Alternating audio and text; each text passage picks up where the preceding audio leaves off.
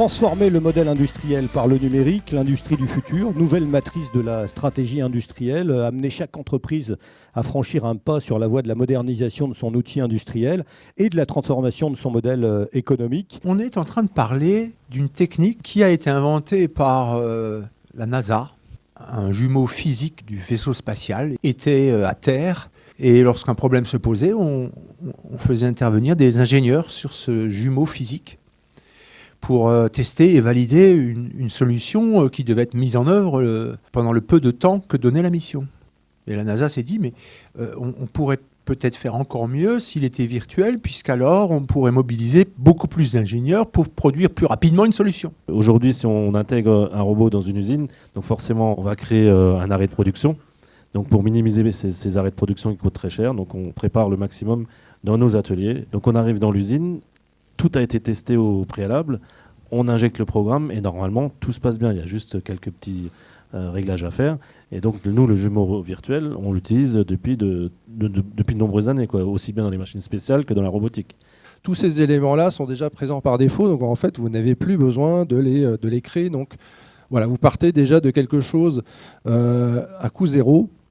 Parce qu'il est là, parce que c'est un open source, parce que bon, vous avez quelques coûts de serveurs, mais enfin c'est vraiment à la marge. Et là, vous mettez toute votre énergie et puis les financements que vous avez pu décrocher sur la conception du jeu lui-même, la dynamique, le gameplay, etc. Et là, finalement, on obtient des jeux avec quelques petites contraintes de départ, mais qui finalement ont plutôt un bel aspect à un moindre coût.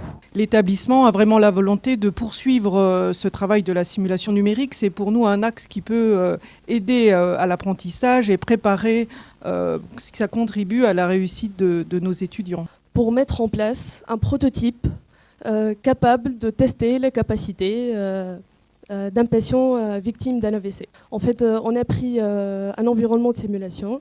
On a essayé de modéliser la scène de Metz pour émerger le patient dans un environnement proche de la réalité. On a essayé d'intégrer cette scène 3D sur Unity et de créer des personnages et en fait d'affecter à ces personnages des scripts d'intelligence artificielle. On a développé des fonctionnalités pour faire face à toutes les situations du patient. On a mis en place ce centre d'expertise pour comprendre l'homme dans sa motricité avec toute une batterie de capteurs, l'adjonction de la réalité virtuelle, effectivement pour bien placer l'homme au centre du système dans une tâche au plus proche de la vie quotidienne. L'exosquelette va servir pour porter des charges lourdes, 100-150 kg on va dire. Donc là, l'homme fera le geste, mais c'est la machine qui va venir l'aider. C'est comme le tractopelle ou le marteau-piqueur. Il faut réfléchir à la place de chacun et réfléchir à la complémentarité. La place de chacun et les répercussions, effectivement, de cet aménagement du travail qui est probablement une nécessité, c'est pas la question.